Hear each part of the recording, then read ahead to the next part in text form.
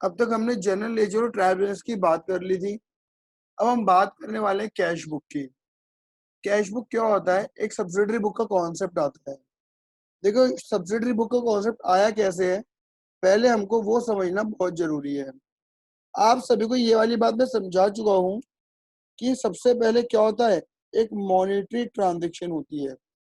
क्या होती है मेरे बेटा जी? मॉनेटरी। आज हम इंट्रोडक्शन करेंगे खाली।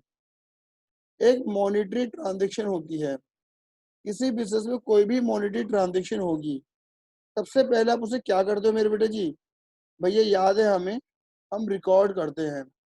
रिकॉर्ड करने की एक जगह थी, एक बुक थी जिसका नाम क्या था? जर्नल। फिर जर्नल से तुम कहाँ लेके जाते थे इसे? लेजर में। फिर लेजर से कहाँ लेके जाते थे? हाँ याद आ रहा है, ट्रायबलेंस में। इनकी डिस्कशन कर चुके हैं हम। अच्छा जी। और ट्रायल बैलेंस से कहाँ लेके जाते थे फिर हम? फाइनल अकाउंट्स में, जिसे हम क्या कहते हैं? फाइनेंशियल स्टेटमेंट कहते हैं। क्या कहते हैं मेरे बच्चों? Financial statement. क्लियर है? मतलब मॉनिटरी ट्रांजेक्शन को सबसे पहले आप रिकॉर्ड करोगे जर्नल में, लेजर में, ट्रायल बैलेंस में और फाइनल अकाउंट में। मेरी बात क्लियर हो रही है? जर्नल के अंदर तुम क्या करते थे? जर्नल एंट्री बनाते थे। क्या करते थे? जर्नल एंट्री, है ना? और जर्नल एंट्री को पोस्टिंग के रास्ते से लेके जाते थे लेजर में, और यहाँ पर तुम क्या बना डालते थे? अकाउंट पोस्टिंग करते थे, पेज कास्टिंग, बैलेंसिंग वगैरह करते थे। लेकिन मैं अगर आपसे एक बात पूछूं, देखो अगर मैं आपसे एक बात पूछूं कि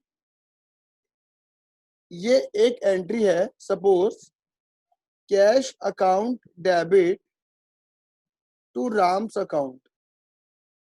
इस एंट्री का मतलब है, सपोज मान के चलो रुपीज है 10,000, रुपीज है 10,000, और मैं इस एंट्री के बारे में पूछूं आपसे कि क्या है ये है being cash, being cash received from Ram. बना लेना entry, cash receive from Ram की एंट्री ये बनेगी। अगर मैं ईविका से पूछूं कि ईविका इस एंट्री के बाद, इस एंट्री से हमें क्या इंफॉर्मेशन मिल रही है, ईविका बोलेगी सिंपल सिंपल कि हमें राम से पैसा मिल रहा है 10,000 रुपये। राम पैसा दे रहा है, कैश दे रहा है 10,000 रुपये का। दैट मीन्स एक जनरल एंट्री जो होती है ना, सिर्फ एक जनरल एंट्री वो इंफॉर्मेशन सिर्फ अपने बारे में देती है, वो क्यूमुलेटिव इंफॉर्मेशन नहीं देती। मैं एक एग्जांपल की बात कर रहा हूँ मेरे बेटा, सुनते रहना, ठीक है? ऐसी कैश की एंट्री एक है, ऐसी कैश की एंट्री कितनी सारी होंगी ये सोचो। हाँ या ना? जर्नल जो है, सुनते हैं ना, जर्नल एक बुक है, जर्नल एक बुक है। क्लियर है? मैं बना देता हूँ यहाँ पर।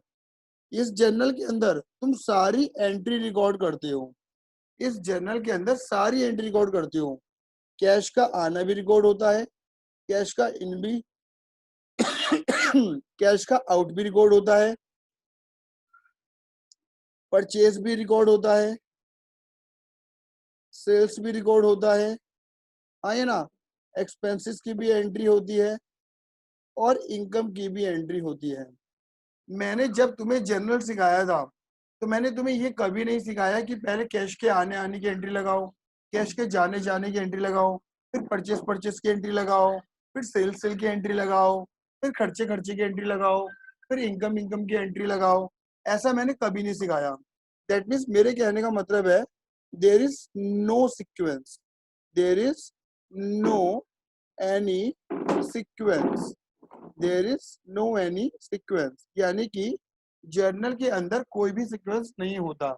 जब भी तुम जर्नल बनाते हो तो जो एंट्री पहले होती है that is first come first come first come first make, first come first make.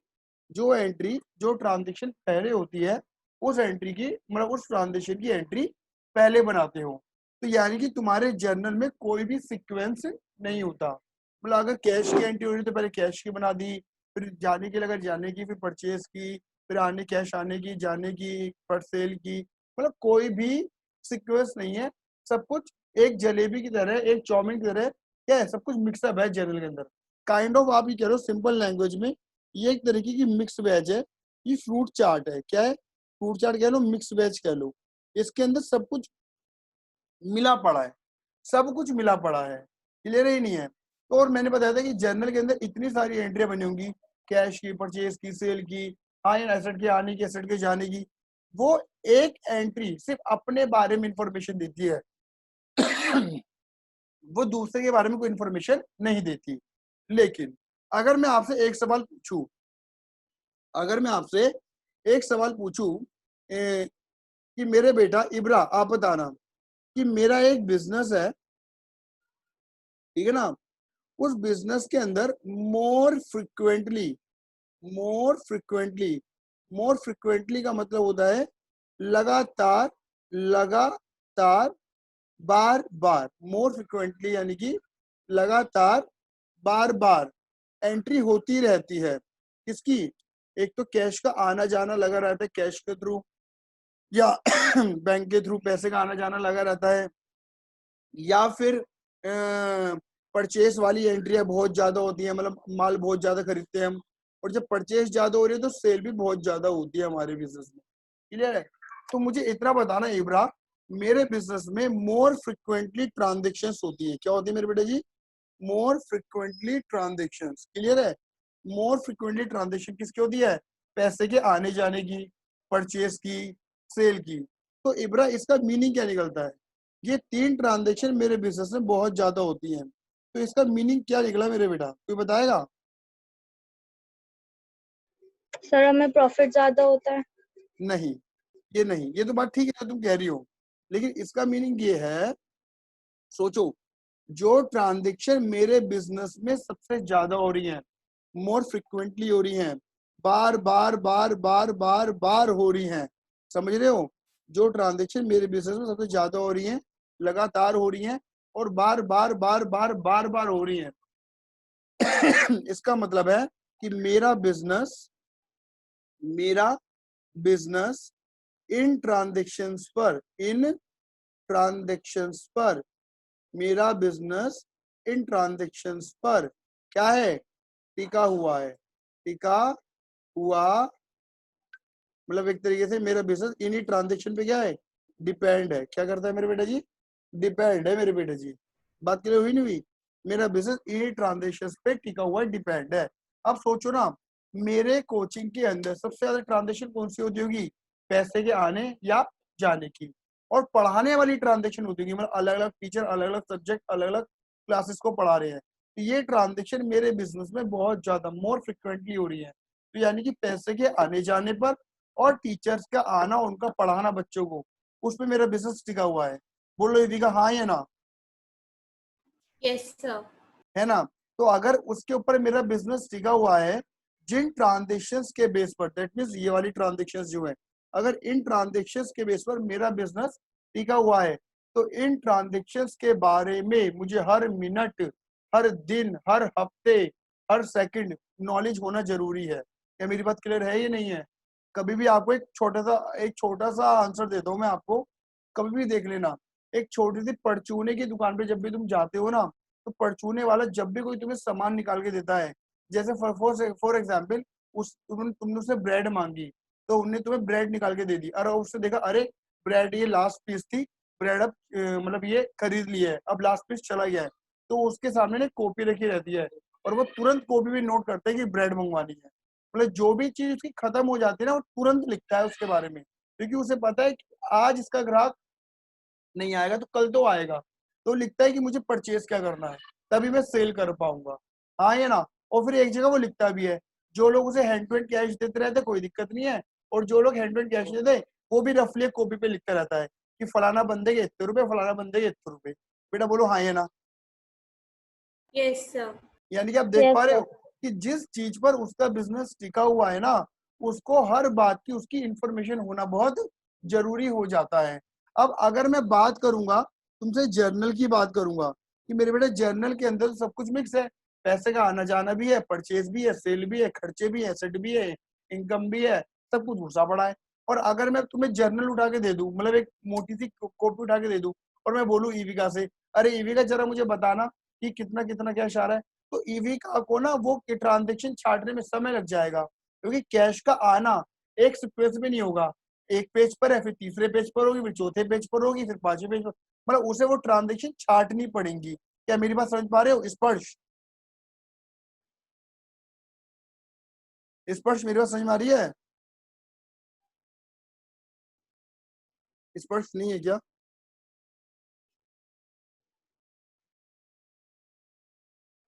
स्पर्श शांतनु मेरी बात समझ में आ रही है? इसका नेट दिक्कत कर रहा है। हाँ ईवी का मेरी बात क्लियर हुई तुम्हें? Yes, sir. ठीक है। और ऐसे ही मैं बोलूंगा मेरे बेटा जरा मुझे परचेस के बारे में बता देना, मैंने कब कब कितना कितना माल परचेस करा, किस किस बंदे से परचेस करा है, तो वही वाली तुम्हें परचेस की भी एंट्री छाटनी पड़ेगी। कहाँ से? जर्नल में से। ऐसे सेल की छाटनी पड़ेगी। तो यानी कि तुम मुझे इन्फॉर्मेशन तो दे दोगी कैश के आने की, कैश के जाने की, परचेज की, लेकिन वो इन्फॉर्मेशन देने में तुम बहुत ज्यादा समय लगा दोगी, और भैया बहुत ज्यादा समय हमें लगाना नहीं है। तो भैया इसका सॉल्यूशन क्या है? देखो जी, अब इसका सॉल्यूशन क्या है कि जो तुम्हारा जर्नल है ना, जो तुम्हारा जर्नल है, जर्नल एक सिंगल बुक होती है, जर्नल एक सिंगल बुक होती है जिसके अंदर सब कुछ होता है। जर्नल एक सिंगल बुक होती है। जर्नल एक सिंगल बुक होती है जिसके अंदर सब कुछ होता है, मतलब हर ट्रांजेक्शन होती है, each and every transaction, her transaction को यहाँ पे लिखा जाता है। हाँ ये ना, इसके अंदर हर एक ट्रांजेक्शन होती है, तो इससे इंफॉर्मेशन निकालना बड़ा दिक्कत हो जाता है। क्लियर है? इससे इंफॉर्मेशन निकालना बड़ा दिक्कत हो जाता है। तो जर्नल क्या कहता है, तुम एक काम करो, तुम एक काम करो, तुम एक जर्नल मत बनाओ, एक, दो, तीन, चार, तुम कितने जर्नल बना लो? चार जर्नल बना लो। ये लो जी, एक जर्नल ये बन गया, एक जर्नल ये बन गया, मतलब एक रजिस्टर ना बना के कितने बना लो? चार रजिस्टर बना लो। बात क्लियर हो गई? एक रजिस्टर ये बन गया और एक रजिस्टर बन गया ये।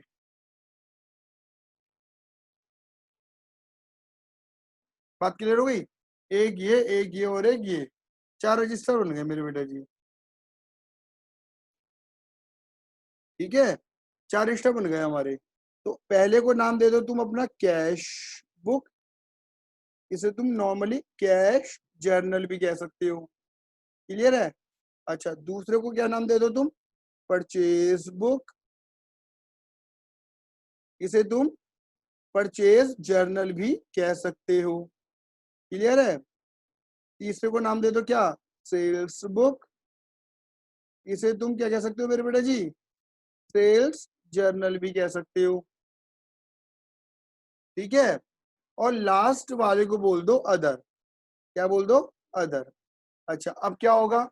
अब क्या होगा, जितनी भी कैश वाली एंट्री होंगी वो यहाँ आ जाएंगी, परचेस वाली एंट्रियां यहाँ आ जाएंगी, सेल वाली एंट्रियां यहाँ आ जाएंगी, और इन तीनों को छोड़ के, कैश, परचेज और सेल को छोड़ के, जो बच गई, जो बच गई यानी कि जो रिमेनिंग हो गई, जो बच गई, वो नीचे आ जाएंगी। अब अगर मैं मान के चलो कनक से बोलूं, अरे कनक यार जरा मुझे बताना कितना कितना पैसा है, कितना कितना गया है, तो कनक क्या करेगी?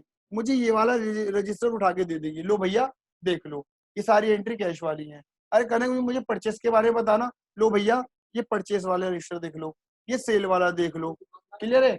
यानी कि आप ये चीज देखो, कहने के चाह रहे हैं कि जहां आप एक जर्नल बना रहे थे और उसी एक जर्नल में सब कुछ लिख रहे थे, ठीक है ना? उसी एक जर्नल में सब कुछ लिख रहे थे। क्लियर है? ठीक है, यहाँ पर हमने क्या करा, उसी एक जर्नल को ना बना के हमने कितने जर्नल बना दिए? चार। ऐसे हमने चार जर्नल क्यों बनाए? क्योंकि मैंने क्या बोला था, मेरे बिजनेस में तीन ट्रांजेक्शन सबसे ज्यादा होती हैं, कैश वाली, परचेज वाली और सेल वाली। और जो ट्रांजेक्शन मेरे बिजनेस में सबसे ज्यादा होती हैं उनके बारे में मुझे इन्फॉर्मेशन होना बहुत जरूरी है। तो हमने क्या करा, उन ट्रांजेक्शन के लिए अलग अलग जर्नल, अलग अलग बुक बना दी। अब देखो मेरे बेटा, अकाउंट कहता है कि मैं रिजिड नहीं हूँ, दैट मीन मैं फिक्स नहीं हूँ, मैं फ्लेक्सिबल हूँ। तुम्हें जैसे काम करने तुम वैसे काम करो, बट मेरे अकाउंटिंग प्रिंसिपल का उल्लंघन मत करो। अब मेरे बेटा वही वाली बात है, तुम क्या करो, तुम एक रजिस्टर बना लो और उसके अंदर सारे सब्जेक्ट को डाल लो, अकाउंट भी उसमें, इको भी उसमें, बीएसटी भी उसमें, लेकिन सब कुछ घींच पीच मच जाएगी। बेटर ऑप्शन क्या होता है मेरे बेटा जी, अकाउंट को अलग बना लो, मैथ का अलग बना लो, बीएसटी का अलग बना लो, इको का अलग बना लो, इंग्लिश हिंदी का अलग बना लो। ऐसे होता है या नहीं होता है? अलग अलग रजिस्टर बना देते हो नहीं बना देते हो? यहाँ पर वही वाली काम है, हम एक रजिस्टर में काम करें, चार रजिस्टर में काम करें, कोई फर्क नहीं पड़ने वाला। बस हमने क्या करा, जिन ट्रांजेक्शन के बेस पर मेरा बिजनेस चल रहा है, जो ट्रांजेक्शन मेरे बिजनेस सबसे ज्यादा हो रही हैं, उन्हीं को मैंने क्या कर दिया, उनके अलग रजिस्टर बना दिए। इसी कॉन्सेप्ट को कहते हैं मेरे बेटे जी सब्सिडरी बुक। क्या कहते हैं मेरे बेटा जी? Subsidiary book. इसी कॉन्सेप्ट को क्या कहते हैं? Subsidiary book. क्या कह रहा है? Subsidiary book. तो सब्सिडरी बुक क्या है? जर्नल की जगह आया हुआ एक नया कॉन्सेप्ट है। सब सब्सिडरी बुक। सब्सिडरी बुक क्या है? जर्नल की जगह आया हुआ एक नया कॉन्सेप्ट है। सब्सिडरी बुक क्या है? जर्नल की जगह आया हुआ एक नया कॉन्सेप्ट है सब्सिडरी बुक। ठीक है, मन में एक सवाल आता होगा तुम्हारे, क्या कि सब्सिडरी बुक क्या होती है, मतलब सब्सिडरी बुक कितने तरीके की होती है? सब्सिडरी बुक तो मैंने बता दी, जर्नल का जो तोड़ देते हैं, मतलब जर्नल का बाइफिकेशन करना ही सब्सिडरी बुक है। ठीक है, अब कोई तुमसे पूछे कि सब्सिडरी बुक कितने तरीके की होती हैं, सब्सिडरी बुक कितने तरीके की होती हैं, बात क्लियर हो गई? सब्सिडरी बुक कितने तरीके की होती हैं, क्लियर है? क्या लिखा है मेरे बेटा जी? सब्सिडरी बुक मेरे बेटा, एक होती है कैश बुक, ठीक है, एक होती है परचेज बुक, एक होती है सेल्स बुक, ठीक है, एक होती है परचेज रिटर्न बुक, एक होती है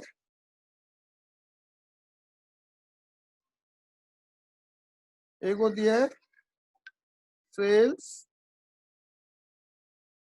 return book, purchase return, sales return. बात क्लियर हो गई?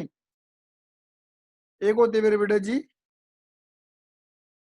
B R book, bills receivable book, एक होती है BP book, bills payable book, and the last होती है एक, जिसे तुम कहते हो अदर, बट अदर वर्ड नहीं बोला जाता, यहाँ बोला जाता है जर्नल प्रॉपर।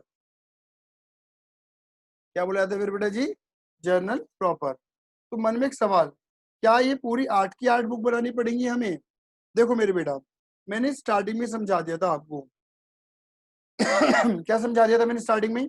जो ट्रांजेक्शन मेरे बिजनेस में बहुत ज्यादा होती है, मैं उन्हीं की अलग सेपरेट बुक बनाता हूँ। तो मेरे जैसे बिजनेस में ये 3 ट्रांजेक्शन ज्यादा हो रही थी, तो मैंने क्या करा, ये 3 बुक बनाई।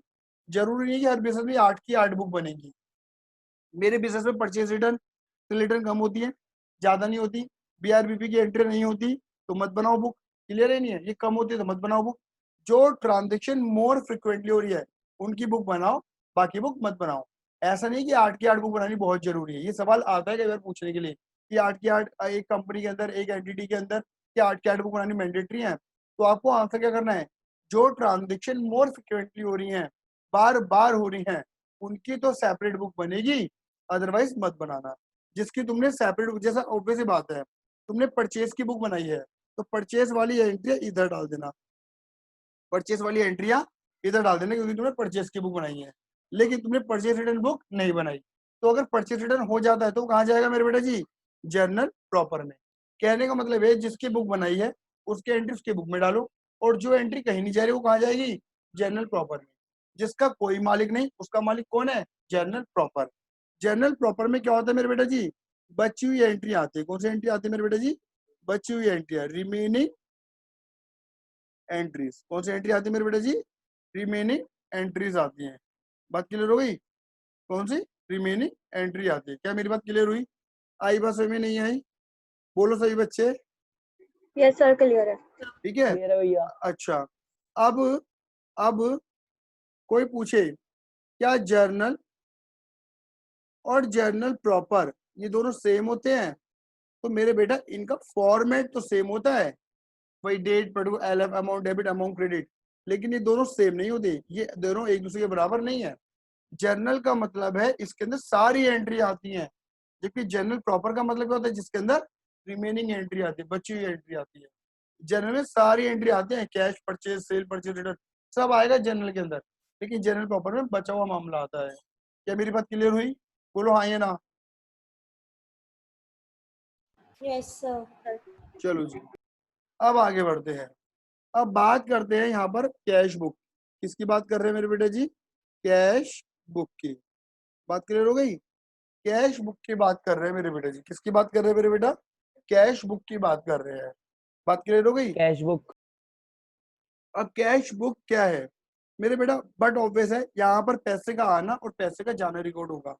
कौन सा पैसा कब आ रहा है, कितना आ रहा है, किस कारण से आ रहा है, पैसा कब आ रहा है, कितना आ रहा है, किस कारण से आ रहा है, पैसा कब जा रहा है, किस कारण से आ रहा है, कितना जा रहा है, ये सब यहाँ पे रिकॉर्ड होगा। कहाँ पर? कैश बुक में। कितना पैसा था, कितना तिजोरी में होना चाहिए, ये कैश बुक हमें बताएगा। कैश बुक कितने तरीके के होते हैं, that means types. Cash book कितने तरीके के होते हैं? नंबर 1, ठीक है, नंबर 1 क्या बोलते हैं मेरे बेटा हम इसे?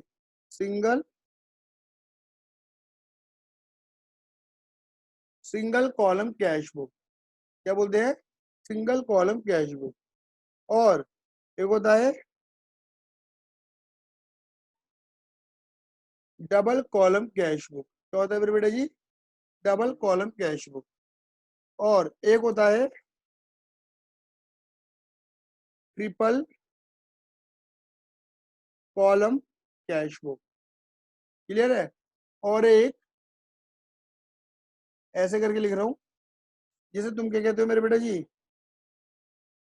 Patty cash book. क्या कहते हो मेरे बेटा जी? Petty cash book. Single column, double column, triple column और पैटी कैश बुक। भैया अंतर क्या होता है सिंगल डबल ट्रिपल में? देखो सिंगल कॉलम में खाली कैश वाली ट्रांजेक्शन रिकॉर्ड होती है। कौन सी ट्रांजेक्शन? कैश वाली। हाथों में नगद कितना आ रहा है और हाथों से नगद कितना जा रहा है, तिजोरी में कितना आ रहा है, तिजोरी में कितना जा रहा है, यहाँ पे खाली कैश ट्रांजेक्शन रिकॉर्ड होती है।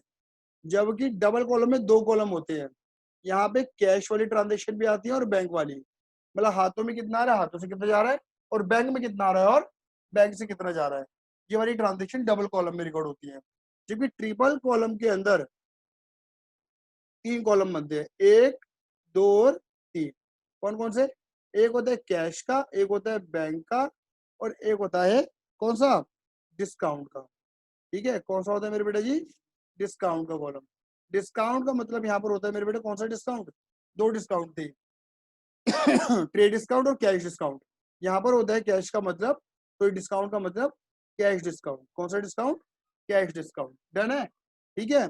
और एक होता है पैटी कैश बुक, ये अलग है। इंपॉर्टेंट कौन सी है? एक तो इंपॉर्टेंट है ये वाली डबल, और एक है पैट, ये आता है मेरे बेटे जी। क्लियर है ये नहीं है?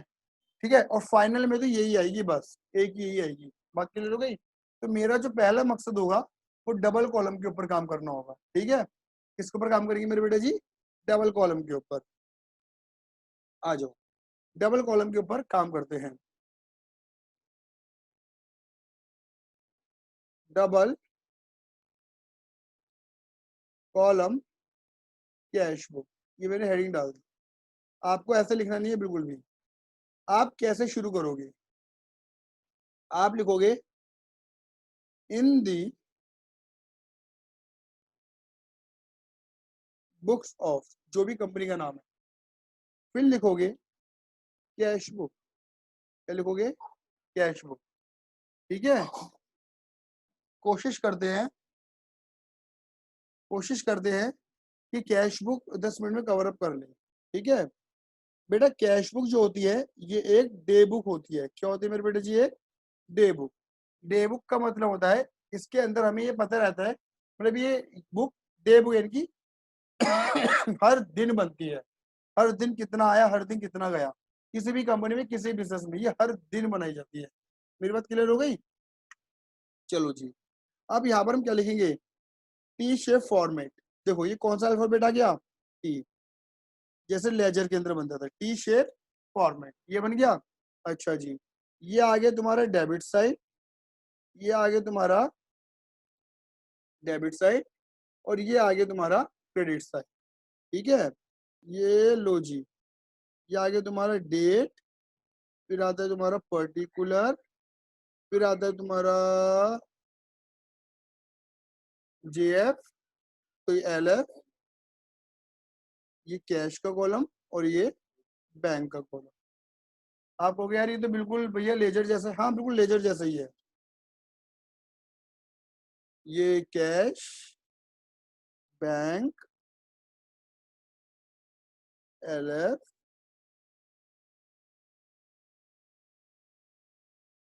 और डेट, डेट, पर्टिकुलर, एलएफ। आप हो गया लेजर में तो जेएफ लिखते थे। मेरे बेटा ये ना कैश अकाउंट नहीं है, ये कैश बुक है। क्या है ये? Cash book. और कैश बुक सब्सिडरी बुक है। और सब्सिडरी बुक किसके बराबर होती है? मैंने बताया ना कि जर्नल, चाहो तो लिख भी लेना, जर्नल सब्सिडरी बुक के बराबर होता है मेरे बेटे जी, सब्सिडरी बुक। तो जर्नल बोलो सब्सिडरी बुक बोलो, एक ही बात है। तो जर्नल के अंदर क्या लिखते हैं तुम? एलएफ, यहाँ पे एलएफ ही लिखा जाएगा। एक कॉलम आता है कैश का, एक होता है बैंक का। क्लियर है? ऐसे यहाँ पर डेट, पर्टिकुलर, एलएफ, कैश और बैंक। बात क्लियर हो गई? डेट, पर्टिकुलर, कैश और बैंक। अब पेन का कलर चेंज कर लेते हैं। मेरे बेटा देखो, समझना जरा कहानियों को। ठीक है, यहाँ लिखेंगे टू बैलेंस बीडी, इसे बोलते हैं मेरे बेटा जी ओपनिंग पैसा, ओपनिंग बैलेंस। देखो जी, ओपनिंग बैलेंस ये क्या होता है जरा बता देना बेटा, अभी 2 मिनट रुक जाओ। ओपनिंग जैसे यहाँ लिख देता हूं मैं 2018 अप्रैल की 1 तारीख, ये मैंने डेट मान ली है। मान के चलो हमारे पास कैश था 10,000 रुपए का, और बैंक में रुपए थे 30,000 रुपए। बात क्लियर हो गई? Opening balance, to balance BD. आप सभी को पता है डेबिट में क्या रूल लगता है? डेबिट व्हाट कम्स इन, अगर पैसा आएगा तो डेबिट कर देना। और क्रेडिट में क्या रूल लगेगा? क्रेडिट व्हाट गोज आउट, अगर पैसा जाएगा तो क्रेडिट कर देना। ये पता है? तो मतलब अगर पैसा आ रहा है तो डेबिट कर देना। मतलब यहाँ पर क्या होगा? पैसे का आना। तो देखो अप्रैल की 1 तारीख से लेके 30 तारीख तक बहुत सारा पैसा आएगा। ठीक है, और अलग अलग रीजन से आएगा। तो यहाँ लिख देना टू, जो भी कारण हो जिनसे पैसा आ रहा हो, टू इनफ्लो, पैसे का आना। सपोज पैसा आया 1 लाख रुपए, और बैंक में पैसा आया 1.5 लाख रुपए। और ऐसे ही यहाँ पर क्या होगा?